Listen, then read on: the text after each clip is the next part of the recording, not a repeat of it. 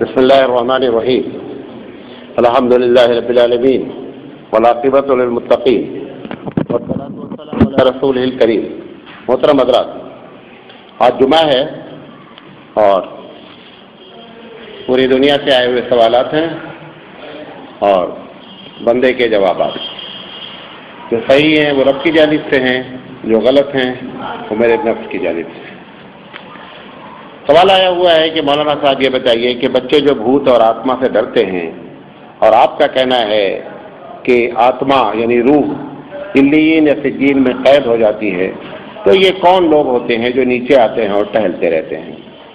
یہ بھائی جان جو آتما یہ بھوت پریت ہے، آپ جب ڈراتے ہیں تو وہ ڈرتے ہیں، وہ پیدا ہوتے ہی بھوت پریت نہیں جانتے۔ آپ کہانیاں سناتے ہیں گھروں میں، وہ کہانیاں سن کے وہ ڈرتے ہیں۔ لیکن یہ جو پریکٹیکلی بات ہے کہ جو لوگوں کو جن لگ جاتے ہیں، وہ نام لیتے ہیں میں فلاں ہوں، میں خودکشی کر لیا اور فلاں ہو گیا، ان سب کا جواب یہ ہے کہ وہ شیطان ہوتا ہے، آپ کے عقیدے کو خراب کرنے کے لیے اس قسم کی باتیں کہتا ہے۔ مولانا تھانوی علیہ رحمہ فرماتے ہیں کہ جس جگہ پر ان کو روحوں کو قید کیا گیا ہے یا رکھا گیا ہے، وہاں سے نکلنے کے کوئی چانس نہیں ہے۔ یا وہ لیگین اچھی جگہ پر ہیں یا پھر جین میں ہیں، وہ جہاں بھی ہیں وہاں سے وہ نکلنے کے کوئی چانس ہے ہی نہیں، لہذا یہ شیطانی حرکت ہے۔ پوچھا گیا ہے کہ سفر کے اندر آدمی کتنے دن تک مسافر رہتا ہے؟ جب آدمی سفر کا ارادہ کرتا ہے تو امام اعظم علیہ رحمہ کا مسلک حدیث کی بنیاد پر ہے کہ وہ 14 دن تک سفر رہتا ہے۔ 15 دن کا جب ارادہ کرتا ہے، 15 دن سے جب زیادہ ہو جاتا ہے تب ایسی شکل میں وہ عام ہو جاتا ہے۔ عام ہونے کا مطلب یہ ہے کہ وہ عام آدمی کی طرح نماز پڑھتا ہے۔ لیکن اگر کسی آدمی نے 8 دن کا ارادہ کیا کہ میں یہاں سے بنگلور جا رہا ہوں، 8 دن میں کام ہو جائے گا، 8ویں دن یا 7ویں دن سے معلوم ہوا کہ مجھے 5 دن اور ٹکنا ہے، تو وہ 8 اور 5 نہیں جوڑا جائے گا، وہاں سے 5 دن جوڑا جائے گا۔ اور اگر ایسے پوری زندگی اس کا کام لٹکا رہا تو پوری زندگی وہ مسافر رہے گا اور وہ قصر کی نماز ادا کرتا رہے گا۔ سوال آیا ہوا ہے کہ عورتوں کا گھر سے باہر جا کر دین کا کام کرنا جائز ہے؟ حدیث سے جواب دیں۔ عورتوں کا کام کرنا باہر جا کر کے حدیث سے ثابت نہیں ہے۔ یہ ہماری ضرورت ہے، اس بنیاد پر یہ جو ہے جو لوگ بھی کام کرتے ہیں ضرورت کی بنیاد پر کہتے ہیں، لیکن حدیث میں ایسا کوئی واقعہ ہمارے پاس موجود نہیں ہے کہ عورتوں نے دین کی تبلیغ کے لیے سفر کیا ہو۔ یہ مولانا جمعہ کے غسل کا طریقہ کیا ہے؟ جمعہ کے غسل کا طریقہ جو اصل ہے وہ آپ کو بتا دیتا ہوں۔ اگلا سوال بھی آیا ہوا ہے، لہذا وہ دونوں کی لپیٹ میں آ جائے کہ ناپاکی کا غسل کیسے ہوتا ہے۔ نبی کریم صلی اللہ علیہ وسلم نے فرمایا کہ جب آدمی ناپاک ہو جائے تو سب سے پہلے جب غسل کا ارادہ کرے تو جو جگہ گندی ہے اس کو صاف کرے۔ سب سے پہلے اپنا ہاتھ دھلے، ہاتھ دھلنے کے بعد گندی جگہ کو صاف کرے، اس کے بعد وضو کرے۔ وضو کرنے میں پیر کو نہ دھلے، خاص کر ایسے باتھ روم میں جبکہ باتھ روم میں پانی ٹھہرتا ہو۔ اگر باتھ روم میں سلوپ ہے اور آپ کو معلوم ہو رہا ہے کہ پانی سٹ نکل رہا ہے تب پیر دھلا جا سکتا ہے، لیکن اگر باتھ روم میں پانی کے ٹھہرنے کے چانس ہیں تو پیر نہ دھلا جائے، اور اس کے بعد جب وضو کر لے تو آدمی جو ہے وہ اپنے بدن کو پورا بھگو دے۔ بھگونے کے بعد اب یہ فرض جو ہے غسل کا ادا ہو گیا۔ ناک میں پانی ڈالنا اور کلی کرنا اور پورے بدن کو بھگانا یہ غسل میں غسل جنابت میں فرض ہے۔ فریش ہونے کے لیے آپ جیسے چاہیں ویسے غسل کر لیں، غسل ہو جائے گا۔ لیکن اگر فریش کرنے میں بھی سنت کی پابندی کی جائے گی تو سنت کا ثواب ملے گا۔ پوچھا یہ مناظم نماز میں فرائض کتنے ہیں؟ نماز میں جو ہے وہ 7 فرض ہے اور کچھ لوگوں کے نزدیک 8 فرض ہے۔ یہ 7 فرض ایسے ہیں جس میں کسی کا اختلاف نہیں ہے، وہ جس میں آپ اختلاف کرتے ہیں وہ فرض ہی نہیں ہے۔ جن چیزوں کو آپ نے نماز میں اختلاف کی لسٹ میں ڈال رکھا ہے وہ شریعت میں ہے ہی نہیں فرض۔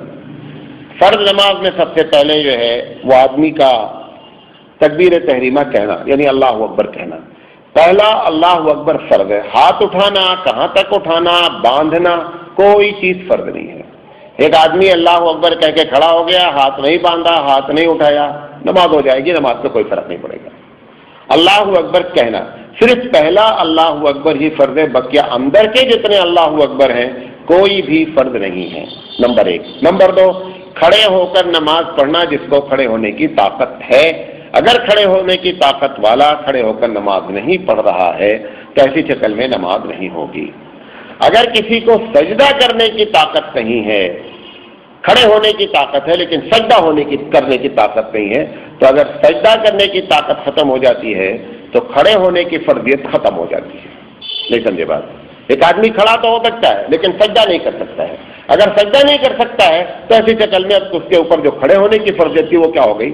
ختم ہو گئی. وہ بیٹھ کر کے نماز پڑھ سکتا ہے. تو دوسرا کھڑا ہونا ہے، تیسرے جو ہے وہ قرآن کا پڑھنا ہے، اور چوتھا جو ہے رکوع کرنا ہے، پانچواں سجدہ کرنا ہے، اور چھٹا جو ہے قاعدہ اخیرہ میں بیٹھنا. قاعدہ اخیرہ کا مطلب چوتھی رکعت کا جب آپ اتحیات پڑھتے ہیں تو اتحیات کی مقدار بھر بیٹھنا، پڑھنا نہیں ہے.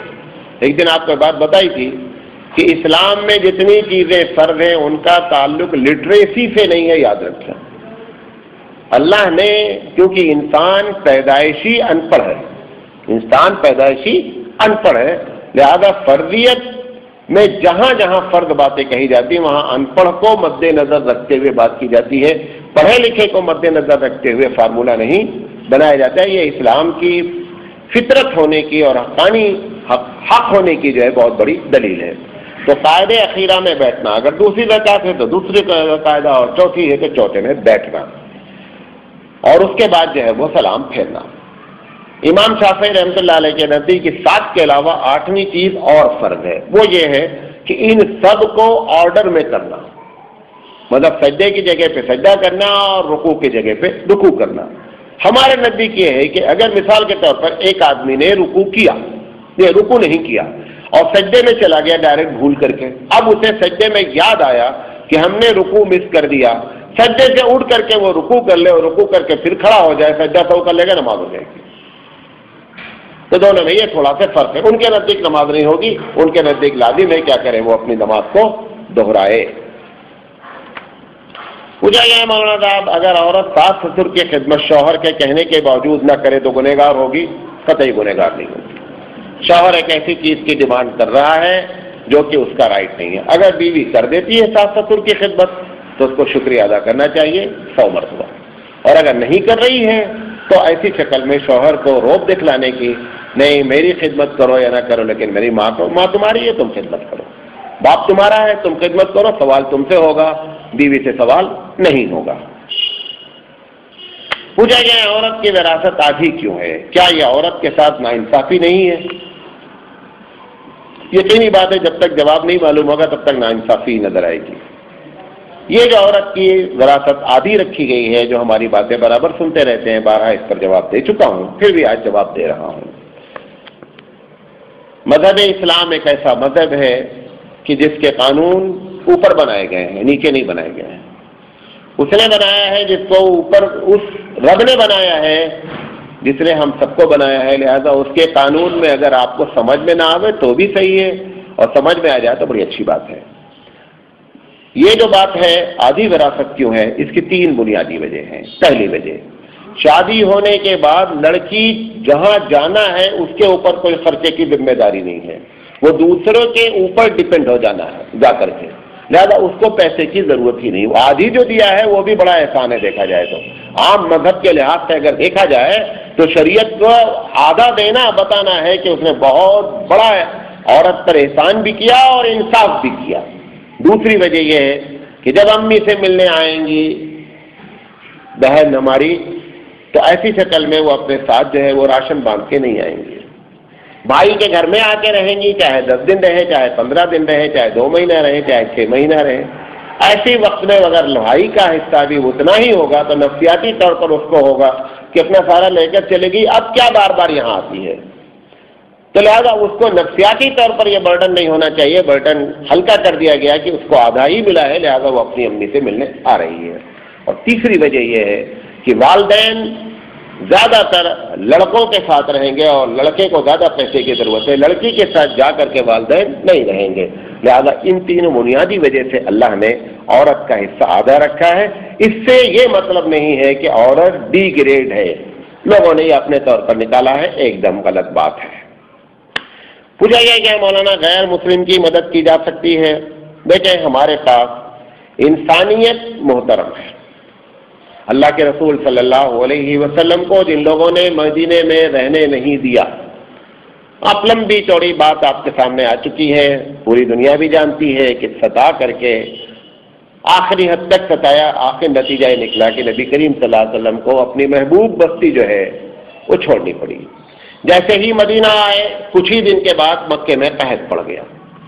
ہم لوگ ہوتے ہیں تو خوب خوش ہوتے ہیں، اچھا ہوا ہم کو نکالا، اچھا ہوا خوب۔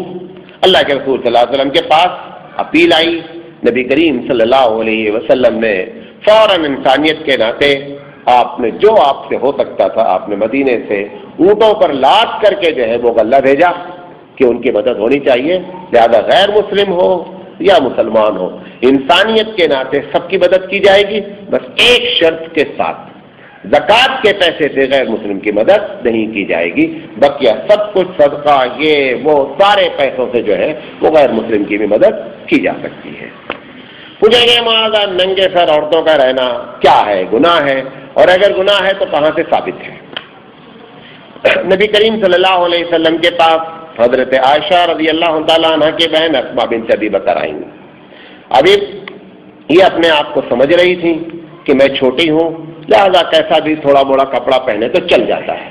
نبی کریم صلی اللہ علیہ وسلم نے اپنا چہرہ موڑ لیا اور فرمایا، آسماء، جب لڑکیاں بڑی ہو جائیں تو لازم ہے کہ اپنے ہاتھ، چہرے اور پیر کو چھوڑ کر، بعض حدیث میں ہاتھ اور چہرہ ہے، چھوڑ کر پورے بدن کو ڈھکا جائے۔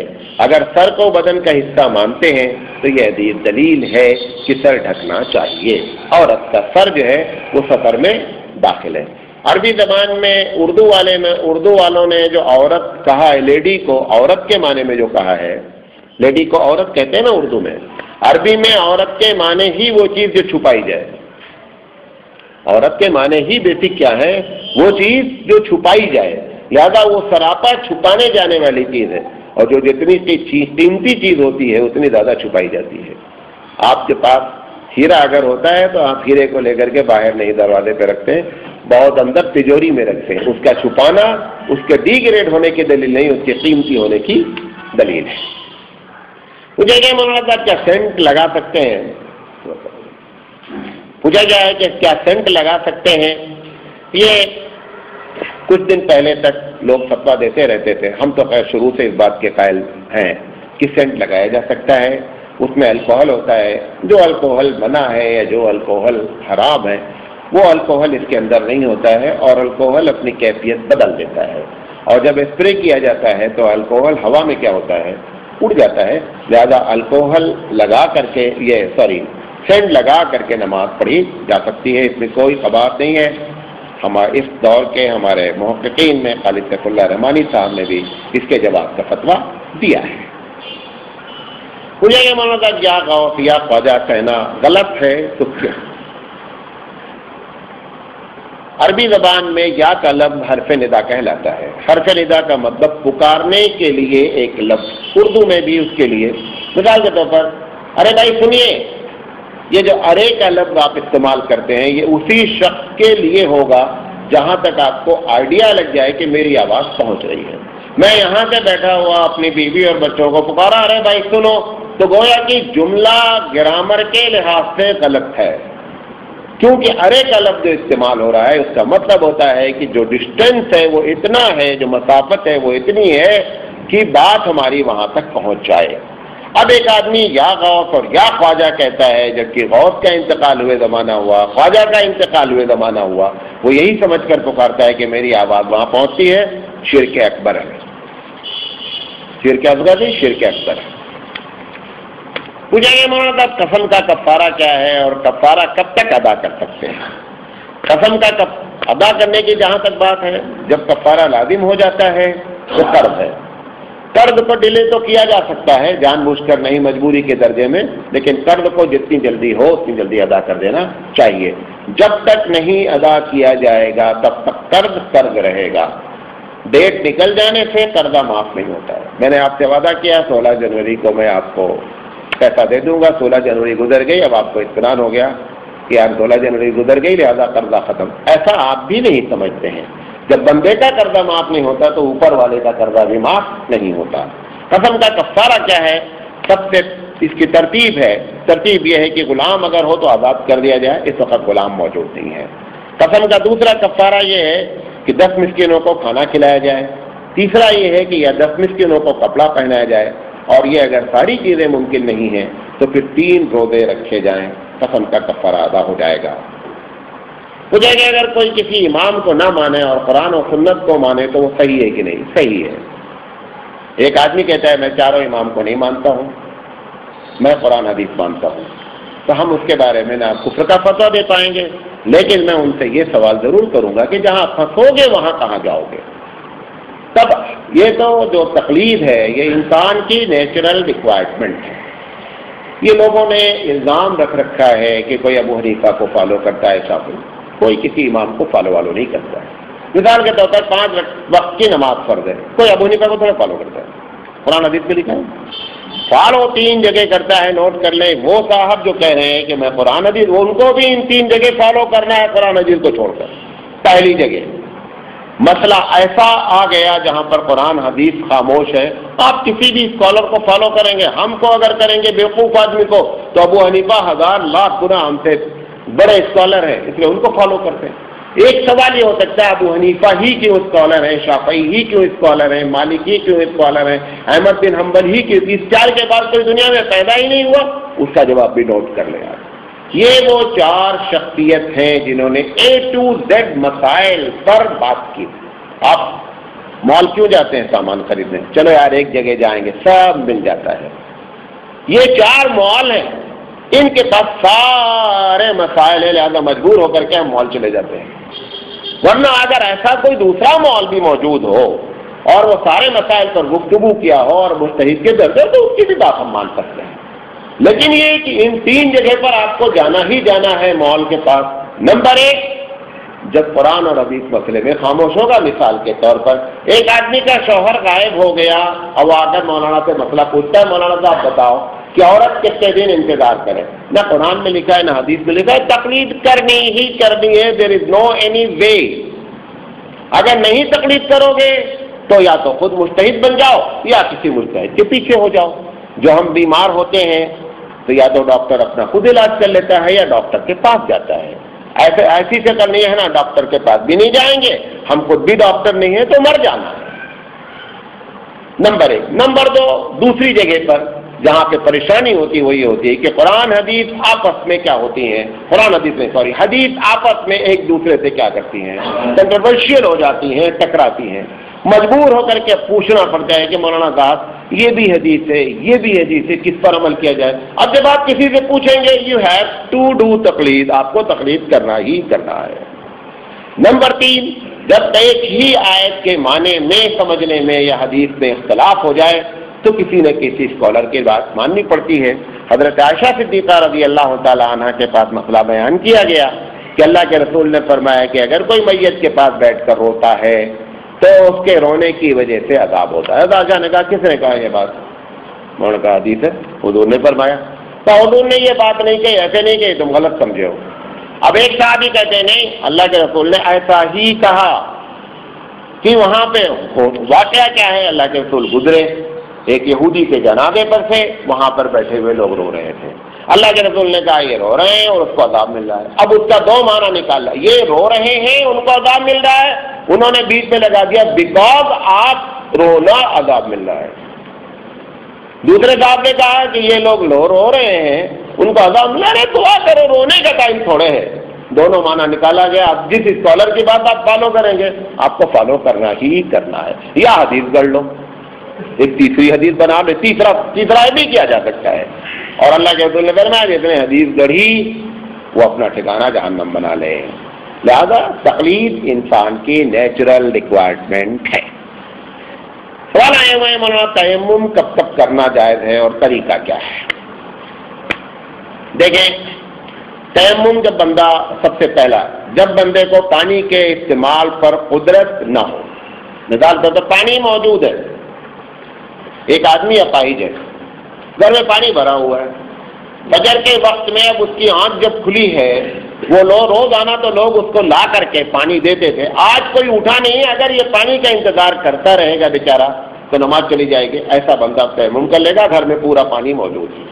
مختلف قسم کی قدرت کی بات ہو سکتی ہے کہ پانی جو ہے وہ خود پر قادر نہ ہو. پانی کنویں میں ہے، ڈول نکالنے کے لیے جو ہے وہ رستہ ہی موجود نہیں، پانی نظر آ رہا ہے، نماز نہیں چھوڑیں گے، ایسے وقت میں تیمم کر لیا جائے گا.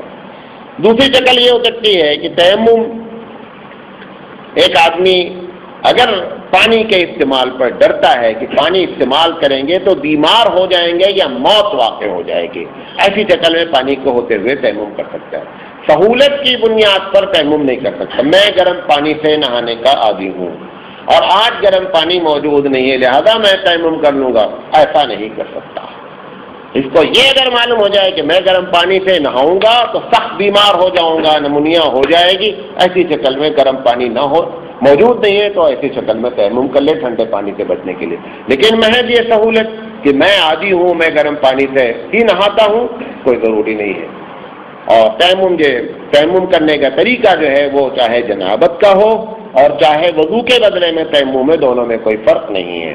ایک مرتبہ ہاتھ مارنا ہے زمین پر، مارنے سے مراد چوٹ نہیں لگانا ہے، مطلب جہاں پہ گرد ہے اس کو یا مٹی اس کو ہاتھ لگانا ہے اور اس کے بعد پھونک دینا ہے تاکہ پاؤڈر نہیں لگ جائے. بعض لوگ یہ سمجھتے ہیں کہ پاؤڈر لگانا ضروری ہے، پاؤڈر لگانا ضروری نہیں ہے. ہاتھ اٹھائے گا، اٹھانے کے بعد اپنے چہرے پر ملے گا ایک مرتبہ اپنے دونوں ہاتھوں پر ملے گا، اس کا تیمم مکمل ہو گیا. نہیں ہمارا دل نہیں مانتا، اپنا دل اللہ کے حوالے کر دو، دل سے ہو جائے گا. بعض لوگ ایک سوال آیا ہوا ہے کہ مولانا تیمم میں دل میں نہیں مانتا ہے. دل نہیں مانتا ہے تو بہت سی چیزوں کے لیے دل نہیں مانتا ہے. دل اللہ کے حوالے کرو، شریعت کے تابع ہو جاؤ. پوچھیں گے مولانا خطبے میں صرف عباس رضی اللہ تعالیٰ عنہ کا ذکر کیوں ہوتا ہے؟ پڑھتے نا اللہم اغفر للعباس مغفرۃ ظاہرۃ و باطنۃ لا تغادر ذنبا. اس کے پیچھے شیعہ لابی کا ہاتھ ہے. حضرت عباس رضی اللہ تعالیٰ عنہ حضرت شیعہ حضرات کے نزدیک بہت ہی محترم شخصیت ہے. محترم شخصیت کی وجہ آپ کو بتا دیتے ہیں. دنیا مفاد کے تحت چلتی ہے. عباس رضی اللہ تعالیٰ عنہ ایک ایسے صحابی ہیں جنہوں نے متع کے بارے میں یہ بات کہی ہے کہ متع آج بھی جائے. متع سمجھتے ہیں؟ ٹائم بینگ شادی کرنا، وقتی شادی کرنا، جس وقت شادی کرنا اسی وقت طلاق کی ڈیٹ ڈکلیئر کر دینا ٹائم کے ساتھ. یہ حضرت عباس رضی اللہ تعالیٰ عنہ شروع سے قائل رہے اور اپنے آخری دم تک قائل رہے. حضرت عمر رضی اللہ تعالیٰ عنہ سے ان کے ڈیبیٹ بھی ہوئی، ان سے بات بھی ہوئی، انہوں نے کہا نہیں متع جو ہے وہ جائز ہے اور ان کے یہاں بھی متع جائز ہے. لہٰذا حضرت عباس رضی اللہ تعالیٰ عنہ ان کے یہاں بہت محترم شخصیت ہیں. اس وجہ سے یہ شیعوں کے اثرات سے جیسے فاطمہ پر درود بھیجا جاتا ہے رضی اللہ تعالیٰ عنہ، حضور کی 3 بھی لڑکیوں کو نیگلیکٹ کیا جاتا ہے، تمام ازواج مطہرات کو نیگلیکٹ کیا جاتا ہے. خدیجہ رضی اللہ تعالیٰ عنہ سے لے کر کے آخری بیوی تک کسی پر درود نہیں بھیجا جاتا ہے. اس میں بھی شیعہ لابی کا ہاتھ ہے، کیونکہ شیعہ کا کہنا یہ ہے کہ اہل بیت میں بیویاں شامل نہیں ہوتی. نوٹ کر لیں، ہم انجانے میں بہت سی چیزوں دوسروں سے پریشرائز ہیں. آپ کو حیرت ہوگی کہ ہم جیسے لوگ اہل سنت والجماعت کتاب لکھے ہوئے ہیں جمعہ کے خطبات کی، اور انہوں نے تمام بیویوں کو صاف کر رکھا ہے، بیٹیوں کو صاف کر رکھا ہے.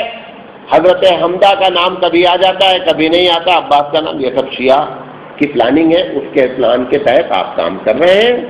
یہ پہلے سوال کا جواب ہے. دوسرا سوال جو پوچھا گیا ہے وہ بھی اچھا سوال ہے. پوچھیں گے مولانا لوگ خطبے میں گواہی وہ دیتے ہیں کہ ہم گواہی دیتے ہیں کہ اللہ ایک ہے. خود میں آتا ہے نشہد اللہ الہ الا اللہ. گواہی کسی دوسرے کی طرف سے نہیں دی جا سکتی. تمہارے ایمان کی گواہی میں کیسے دے سکتا ہوں کہ تمہارے دل میں ایمان ہے؟ نشہد کا مطلب we are giving the witness, ہم گواہی دیتے ہیں. آپ گواہی اپنے لیے دے سکتے ہیں، دوسرے کے لیے دے سکتے ہیں. لہذا جب گواہی دینے کی بات آنا چاہیے تو ہونا چاہیے تھا I am giving the witness, اشہد اللہ الہ الا اللہ. اب تیار میں کیا ہے؟ نشہد نہیں، اشہد. لیکن وہ بھی جو ہے نا ہمارے خطبہ اور علماء نے وہ کتابیں لکھی ہیں اور اس میں نشہدوں کا لفظ استعمال کیا ہے جو صحیح حدیث سے قطعی ثابت نہیں ہے اور لاجک اور منطق کے لحاظ سے بھی ثابت نہیں ہے. اس سے پرہیز کرنا چاہیے. پوچھا گیا مولانا صاحب دبئی سے سوال آیا ہوا ہے کہ جنازے میں فرائض کیا ہیں؟ جنازے میں 2 چیز فرض. نمبر 1 کھڑے ہو کر پڑھنا اور نمبر 2 4 مرتبہ تکبیر کہنا. اگر کوئی آدمی نماز جیسے نماز میں پہلی تکبیر کہنا فرض ہے، ایسے ہی جنازے میں 4 تکبیر کہنا فرض ہے۔ اگر امام کی تکبیر کے ساتھ آپ نے 4 مرتبہ تکبیر نہیں کہی تو اس کا مطلب آپ نے نماز جنازہ نہیں پڑھی۔ لہٰذا اس کو پبلک کو نوٹ کرنا چاہیے، کیونکہ کبھی کبھی پڑھتے ہیں زیادہ بھول جاتا ہے، مسلک کو ہمیشہ یاد رکھنا چاہیے۔ اسی طریقے سے ایک بات اور بتا دیتا ہوں کہ اگر کسی کی نماز جنازہ مس ہو گئی اور وہ ایسے وقت میں پہنچا کہ اسے پتہ ہی نہیں چل رہا ہے کہ یہ پہلی تکبیر ہے، یہ دوسری تکبیر ہے، یہ تیسری تکبیر ہے، وہ شامل ہو جائے اور یہ سمجھے کہ میں پہلی تکبیر میں ہوں، وہ ثنا پڑھے گا۔ پتہ چلا آپ نے ثنا پڑھا، امام صاحب نے کہا السلام علیکم ورحمۃ اللہ، تو پتہ چلا 3 تکبیریں آپ کی مس ہوئی ہیں، آپ سلام سے پہلے 3 مرتبہ اللہ اکبر کہیں گے، اللہ اکبر اللہ اکبر اللہ اکبر، اس کے بعد سلام پھیریں گے تاکہ نماز میں جنازہ کی فرضیت ادا ہو جائے۔ پوچھا گیا مولانا جنازے میں آنکھ اٹھانا کس حدیث سے ثابت ہے؟ وہ اتفاق سے آج یہ بات بھی آئی، اس بھائی سے سوال کیا گیا، کسی حدیث سے ثابت نہیں ہے، یہ اور ایک کتاب کا مسئلہ ہے۔ کئی بار تو آپ کو بتا چکا ہوں، کتاب کا انٹروڈکشن اتنا زیادہ ہو چکا ہے کہ خود ایڈورٹائز ہو گئی ہے، یہ کسی بھی کتاب میں نہیں لکھا ہے، یہ لوگوں نے کہاں کے اٹھایا، کیسے لیا، اس کے خلاف حدیث موجود ہے۔ حبیب مصطفیٰ احمد مجتبیٰ صلی اللہ علیہ وسلم فرماتے ہیں کہ جو لوگ نماز میں آسمان کی طرف دیکھتے ہیں میرا دل چاہتا ہے، اللہ کہتا ہے میرا دل چاہتا ہے کہ میں ان کی آنکھیں نکال لوں۔ زیادہ نماز میں جو اللہ اکبر کہتے ہیں آسمان کی طرف اٹھاتے ہیں، ایک دم غلط بات ہے۔ پوچھا گیا کیا حائضہ عورت یا جنبی یعنی دونوں ناپاک کے بارے میں اذان کا جواب دے سکتے ہیں کہ نہیں؟ اذان کا جواب ذکر ہے، اور ذکر ناپاکی کی حالت میں کیا جا سکتا ہے، قرآن کریم کا پڑھنا جائز نہیں ہے، بقیہ ذکر کیا جا سکتا ہے۔ پوچھا گیا ایک شخص کو ایک لڑکی ہے اور والد ہے، تو مولانا آپ یہ بتائیے کہ لڑکی کا حصہ کتنا ہوگا اور جو حصہ دینے کے بعد بچے گا وہ کہاں جائے گا؟ لڑکی کا حصہ معلوم کر لو، بچہ والا چھوڑو کہاں جائے گا، اپنا حصہ معلوم کرو۔ کسی صاحبہ نے سوال کیا ہے، کینیڈا سے سوال آیا ہے، اگر ایک آدمی کی ایک لڑکی ہے، وہاں والد کا بھی ذکر ہے، تو ایسی شکل میں اس کا مطلب 2 ہی لوگ زندہ ہیں، مرنے والے کا باپ زندہ ہے اور مرنے والی کی بیٹی زندہ ہے۔ بیٹی کو آدھا جائے گا اور آدھا دینے کے بعد جو بچے گا وہ ابا کو جائے گا۔ پہلے تو ابا کو 1/6 جائے گا، 1/6 جائے گا اور پورے میں سے 1/6 1/6، اس کے بعد ہاف جائے گا بیٹی کو، دینے کے بعد جو بچے گا پھر ابا کو چلا جائے گا۔ تو اگر حساب سے آپ نکالیں گے تو 50% بیٹی کو جائے گا اور 50% کس کو چلا جائے گا؟ ابا کو چلا جائے گا۔ اب سوال یہ ہے کہ صاحب پورا بیٹی کو کیوں نہیں دیا گیا؟ یہ ایک سوال ہو سکتا ہے کہ جب ایک ہی بیٹی ہے تو پوری پراپرٹی بیٹی کو دے دی جائے، مرنے والے کا ابا بھی تو کچھ ہے۔ حضور نے فرمایا تو و تیرا مال انت و مالک لابیک، تو و تیرا مال تیرے باپ کا ہے، تو باپ کی حیثیت اللہ نے بہت اونچی رکھی ہے، لہذا آدھا اس کے پاس جائے گا، اور یہ دوسرے پر ڈیپینڈ ہونے والی ہے، لہذا اس کو زیادہ مال کی ضرورت بھی نہیں ہے۔ پوچھا گیا ہے کسی ایمان والے کو کافر یا منافق کہنا کیسا ہے؟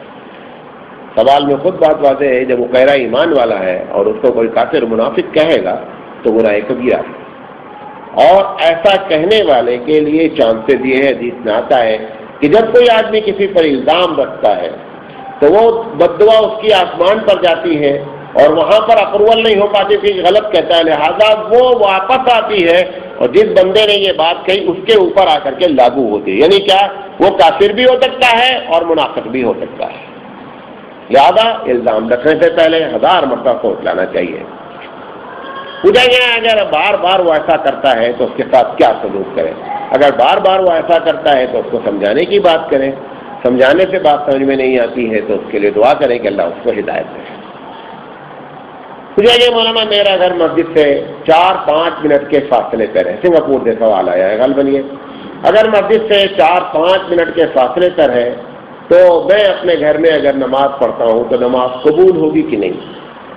حدیث میں یہ ہے کہ اگر اذان کی نیچرل آواز جہاں تک جاتی ہے وہاں تک گھر والوں کو لازم ہے کہ مسجد میں آ کر کے مرد نماز پڑھے۔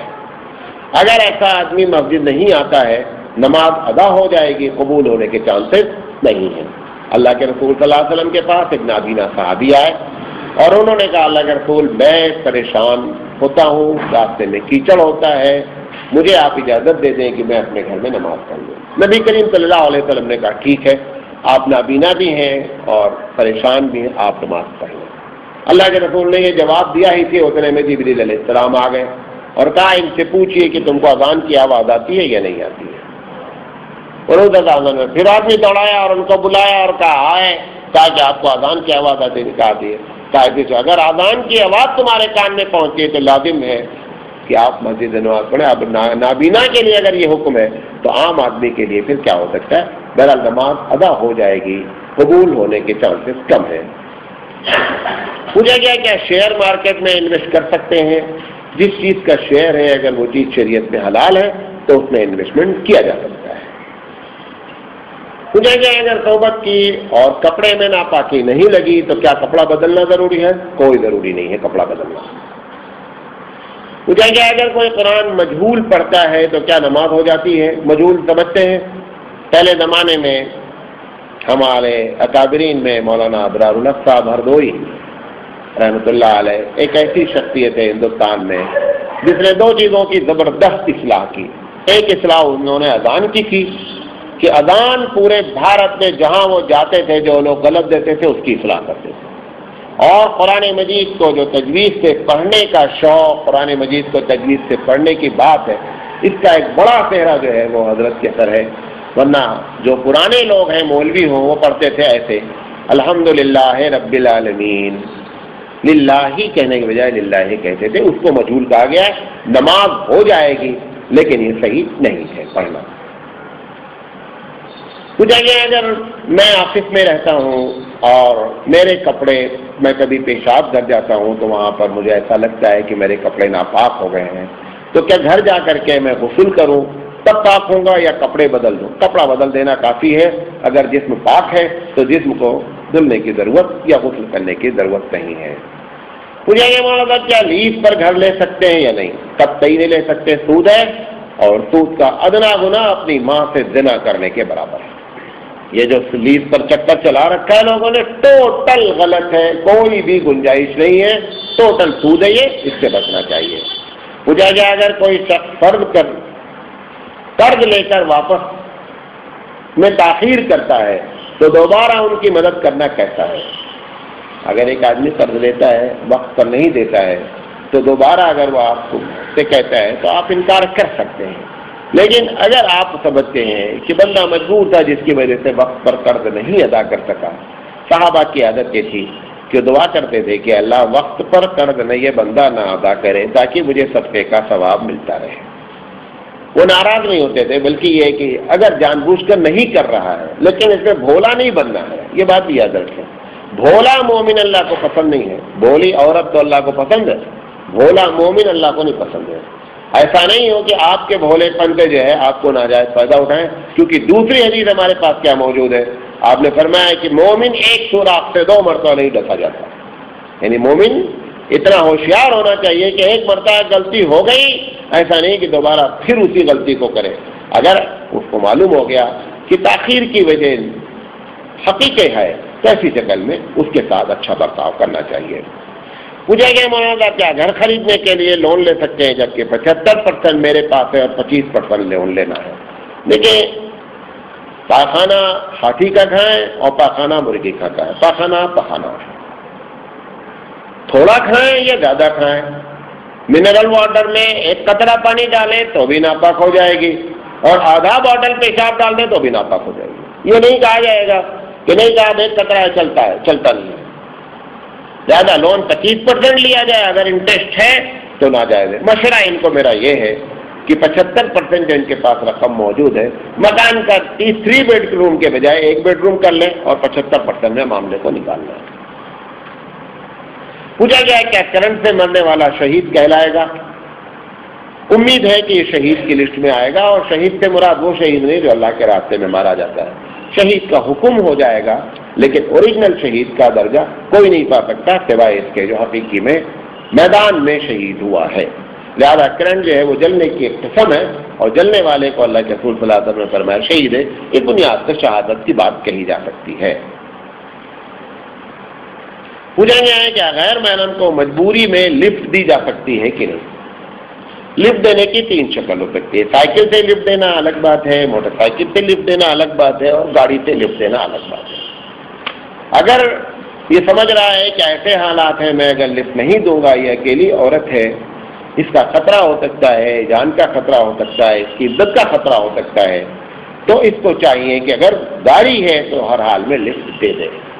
اور نیت، یہ مجھے نہیں معلوم ان کی نیت کیا ہے لفٹ دینے کی، سمجھے؟ انہوں نے نیت کی بات نہیں کی ہے، ہم مسئلہ بیان کر رہے ہیں. آپ جا کر کے یہ نہیں بولے مولانا کہہ رہے ہیں خیر محرم کو لفٹ دینی چاہیے. نہیں، بعض لوگ ایسا مسئلہ بیان کرنے لگتے ہیں، مولانا نے کہا خیر محرم کو لفٹ دینی چاہیے. وہ ساری کنڈیشن ہو کر کے اگر معاملہ ہے تو پھر لفٹ دی جا سکتی ہے، خاص کر جو ہے وہ کار میں. اور سائیکل اور موٹر سائیکل سے پرہیز کرنا چاہیے. نبی اب لفٹ دینے کی ایک حدیث بیان کر دیتا ہوں. آپ سوچیں گے لفٹ کی حدیث کہاں سے آ گئی؟ اللہ کے رسول صلی اللہ علیہ وسلم مدینہ آ رہے تھے. حضرت اسماء رضی اللہ تعالیٰ عنہا مدینہ کے باہر کسی کھیت میں کام کر رہی تھیں اور وہاں سے وہ ایک بوجھ لے کر کے آ رہی تھی اپنے سر پر لاتے ہوئے. نبی کریم صلی اللہ علیہ وسلم کو ان کے اوپر ترس آیا کہ اتنا بڑا بوجھ لے کر کے یہ عورت جا رہی ہے. حضور نے فرمایا کہ اسماء یہ بوجھ بھی رکھ دو، تم اونٹ پر بیٹھ جاؤ. اللہ کے رسول صلی اللہ علیہ وسلم نے ان سے جب یہ بات کہی، حالانکہ اللہ کے رسول کا ارادہ ایسا ہے کہ میں پیدل لے کے چلا جاؤں گا، تم اس پر بیٹھ جاؤ. انہوں نے کہا کہ میرے شوہر بہت غیرت مند ہیں اور وہ اس بات کو پسند نہیں کریں گے کہ میں کسی کی اونٹ پر بیٹھ کر کے آؤں، لہٰذا میں نہیں بیٹھوں گی. حضور صلی اللہ علیہ وسلم آگے چلے گئے، لیکن حضور صلی اللہ علیہ وسلم نے لفٹ دیا. ٹھیک ہے، اب آج کل گھوڑا نہیں ہے تو گاڑی ہے، تو گاڑی سے لفٹ دینے کی اتفاق سے مثال یاد آ گئی. پوچھا گیا کیا پہلوٹی کے بچے کے کپڑے کسی کو دینے سے اس کو جادو ٹونا کرا سکتے ہیں؟ پہلوٹی سمجھتے پہلا بچہ. یہ بعض لوگوں میں مشہور ہے بات، اس کا شرعی حکم تو نہیں بیان کر سکتے. ایسا ہوتا ہے کہ بعض لوگ جو تانترک انداز میں یا سفلی علم کے ذریعے جادو یا غیر شرعی تعبیز ہے یا عملیات کرتے ہیں، اس میں ایسی بہت سی چیزیں جو ہیں ان کی معاون ہوتی ہیں. نبی کریم صلی اللہ علیہ وسلم کے ساتھ بھی جس نے جادو کیا تھا وہ نبی کریم صلی اللہ علیہ وسلم کے بال کو پہلے اس نے کلیکٹ کرنے کی فکر کی تھی. تو اس سے یہ اندازہ ہے کہ شاید ایسا ہوتا ہو. لہذا یہ نہیں کہہ سکتے کہ یہ کوئی عقیدے کی بات ہے، ایسا پریکٹیکلی نظر آیا ہے، لہذا اگر دینے سے پرہیز کیا جائے تو بہتر ہے. پوچھا گیا مولانا جنازے کو کندھا دیتے وقت کیا پڑھنا چاہیے؟ جنازے کو کندھا دیتے وقت پڑھنے کی کوئی دعا سنت سے ثابت نہیں ہے.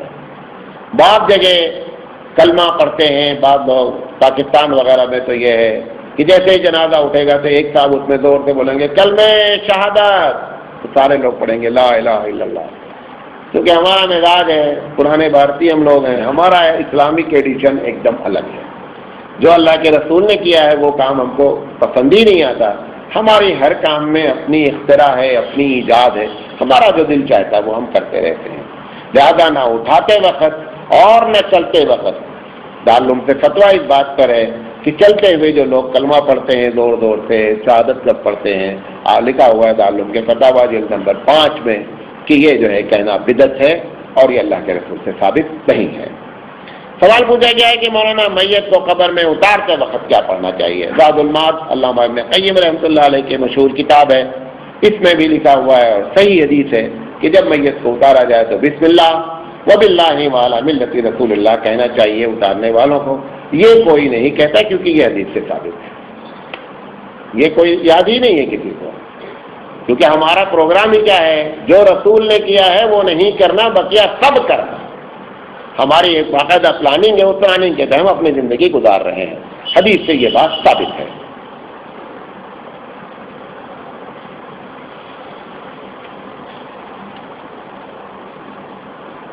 پوچھا گیا ہے کہ میت کو دفن کے بعد ہاتھ اٹھا کر دعا کر سکتے ہیں کہ نہیں؟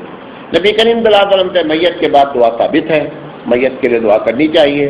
آپ صلی اللہ علیہ وسلم نے فرمایا کہ دیکھو ابھی ان سے سوال کیا جائے گا اور آپ لوگ اس کے ثابت قدمی کے لیے دعا کریں، لہذا دعا کرنا ثابت ہے. ہاتھ اٹھا کر دعا کرنا ثابت نہیں ہے. اور اس کی لاجک یہ ہے کہ کہیں یہ نہ سمجھیں لوگ کہ لوگ میت سے مانگ رہے ہیں. ویسے بھی عام دنوں میں بھی جب قبرستان جائیں تو قبرستان میں ہاتھ اٹھا کر دعا نہیں کرنی چاہیے، بلکہ آپ ان کو دینے گئے ہیں، لینے نہیں گئے. کیا ہے؟ دینے گئے ہیں، لینے نہیں گئے ہیں. اس بات کو خاص خیال رکھیں. بعض لوگ یہ سمجھتے ہیں، وہ کہتے ہیں کہ میں ایصال ثواب کرنے جا رہا ہوں. ایصال کے معنی پہنچانا اور ثواب کے معنی ثواب. پتہ چلا وہ ہمارے محتاج ہیں، ہم ان کے محتاج نہیں ہیں. لہذا آپ جو کچھ ہے ٹرانسفر کر سکتے ہیں، وہاں سے کوئی چیز آپ کو ایکسپورٹ امپورٹ نہیں ہو سکتی ہے، اس بات کا خاص خیال رکھیں۔ پوچھا گیا کیا مولانا نکاح 2 بار ہو سکتا ہے ایک آدمی کا؟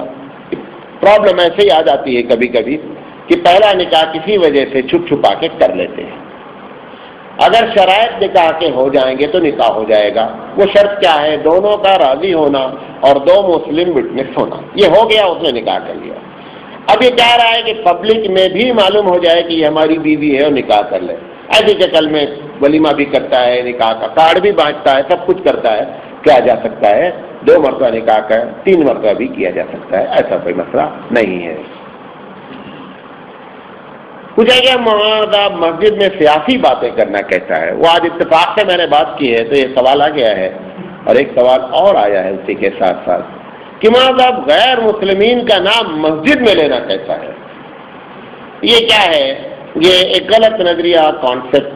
پچھلی مرتبہ بھی ایسا ہوا تھا کہ میں نے مسجد میں یہ بات کہی تھی کہ اہل سنت والجماعت پر شیعہ کے اثرات، تو کچھ لوگوں نے اس پر یہ اعتراض کیا کہ دیکھو جمعہ میں تقریر کرنے کے بجائے یہ مسئلے بیان کر رہے ہیں۔ تو میں نے کہا مسئلے بیان کرنے کے لیے چرچ ہی جانا پڑے گا، اور تو کوئی جگہ ہے نہیں ہماری، وہیں سنڈے پر لکھنا ہے اس کو خط کہ بھائی ہم جو ہے نا وہ مسئلہ بیان کرنے چرچ آ رہے ہیں۔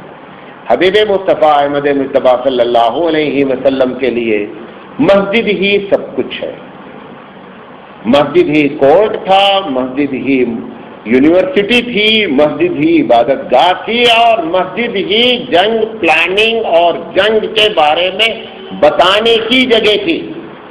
آج بھی جہاں پر امام صاحب کھڑے ہوتے اس کو کیا بولتے ہیں؟ محراب۔ کیا بولتے ہیں؟ محراب۔ حربن کے معنی عربی میں جنگ کے ہوتے ہیں۔ کیا ہوتے ہیں؟ جنگ کے۔ اور سوال یہ کہ وہ محراب اس کو کیوں کہا جاتا ہے؟ اس کا وہاں جنگ سے کیا ریلیشن ہے؟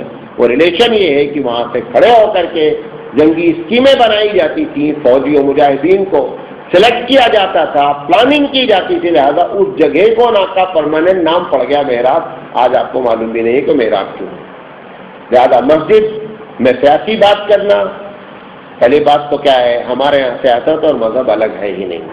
جمعیت علماء ہند خاص کر شروع سے اس بات سے لڑتی چلی آ رہی ہے، اور ہندوستان ہی نہیں بلکہ پوری دنیا کو باور کراتی ہے، کمال بادشاہی ہو کہ جمہوری تماشا ہو، کمال بادشاہی ہو کہ جمہوری تماشا ہو، جدا ہو دی سیاست سے تو رہ جاتی ہے چنگے بھی۔ کہہ رہا ہے علامہ اقبال شاعر مشرق کہ چاہے بادشاہت ہو اور چاہے جمہوری تماشا ہو، کیونکہ جمہوریت اصلی میں کوئی چیز ہی نہیں ہے، کہہ رہا ہے جمہوری تماشا ہو، جدا ہو دی سیاست سے تو رہ جاتی ہے چنگے دی۔ صرف چنگیز کا جو ہے وہ عقیدہ اور چنگیز کی جو چیزیں شرارت والی ہیں وہ رہ جاتی ہیں، دین جدا ہو جاتا ہے۔ دوسرا سوال جو کیا گیا ہے غیر مسلمین کا نام لینا، بناتا ہے غیر مسلم۔ کون بناتا مسجد؟ غیر مسلم۔ اور قرآن جب پڑھتے ہیں حامان کا اور فرعون کا نام آتا ہے، وہ پکے مومن ہیں۔ میں نے نریندر مودی کا نام لیا ہے، نریندر مودی سے بڑے بڑے مودی کا ذکر نماز میں لیا جاتا ہے، قرآن کی آیت میں۔ اس کو چھوڑ دیجئے، سب سے پہلے ساری آیتیں ڈیلیٹ کیجئے، اس کے بعد نریندر مودی پر اعتراض کیا جائے۔ اللہ عالم بالثواب۔ یہ ساری باتیں بتاتی ہیں کہ مسلم کی تھاٹ کس پہلو پر جا رہی ہے۔ ابھی حالات مزید خراب ہونے ہیں، اس کے بعد یہ ساری تھاٹ اپنے آپ بدل جائیں گی۔ ڈنڈے سے تو شیطان بھاگتا ہے، تھاٹ کہاں، شیطان بھاگتا ہے۔ پوچھا گیا ہے مولانا الیاس رحمۃ اللہ علیہ کی قبر کہاں ہے؟ مولانا الیاس رحمۃ اللہ علیہ کی قبر جو ہے وہ نظام الدین کا جو مرکز ہے جہاں پر وضو خانہ ہے اسی کے قریب میں اس کمرے کو بند رکھا جاتا ہے، تاکہ لوگ ایسا نہ ہو کہ اس کو شرک کا اڈا بنا لیں، لیکن ان کی قبر مبارک وہیں پر ہے۔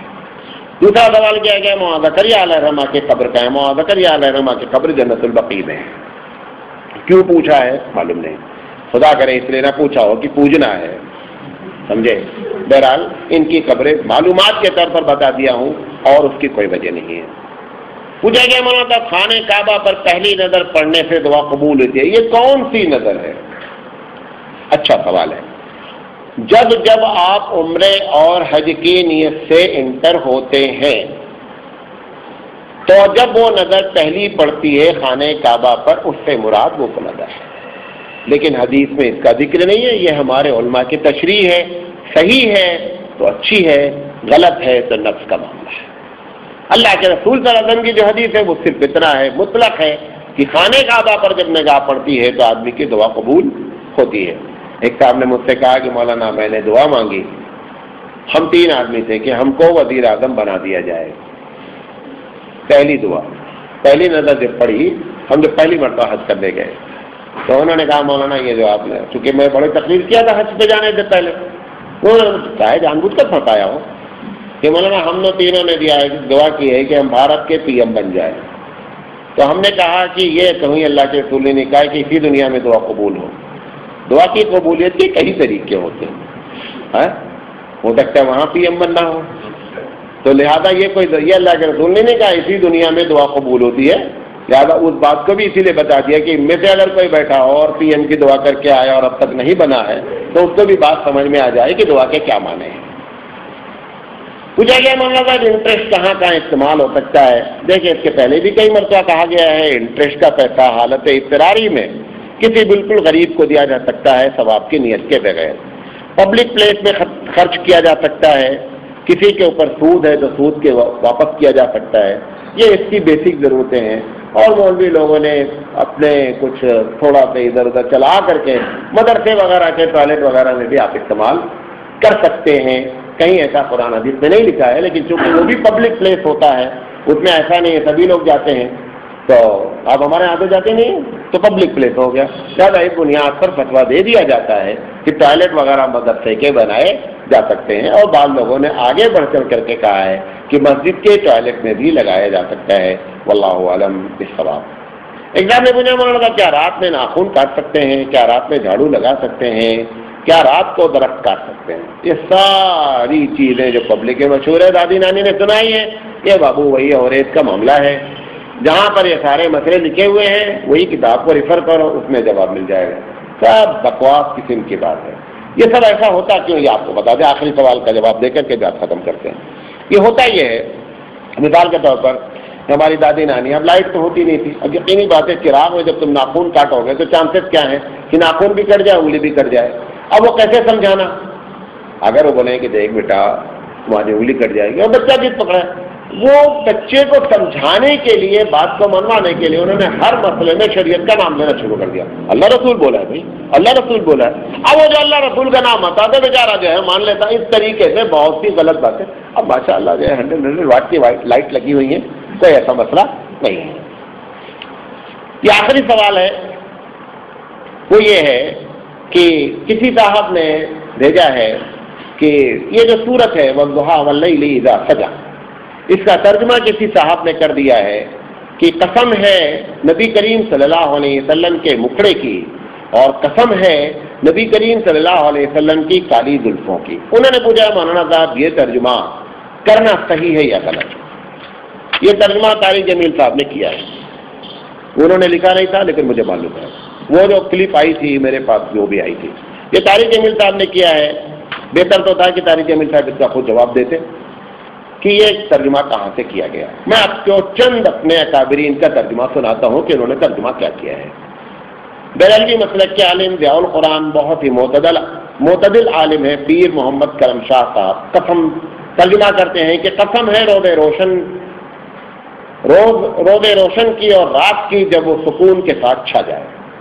معرف القرآن کا ترجمہ، معرف القرآن میں جو ترجمہ ہے وہ حضرت ثانی رحمۃ اللہ علیہ کا ہے۔ حضرت فرماتے ہیں قسم ہے اس چمکیلے کی اور اس سیاہی والی کی جب ڈھانپ لے۔ قرآن الحکیم ایک ترجمہ ہے ندوی، یہ ان کا اعلیٰ حضرت کا، یہاں چانسز تھے کہ انہوں نے کیا ہو لیکن یہ بھی یہاں پہ سنبھل کر بات کی انہوں نے۔ اعلیٰ حضرت نے کیا ہے چاشت کی قسم اور رات کی جب وہ پردہ ڈال دے۔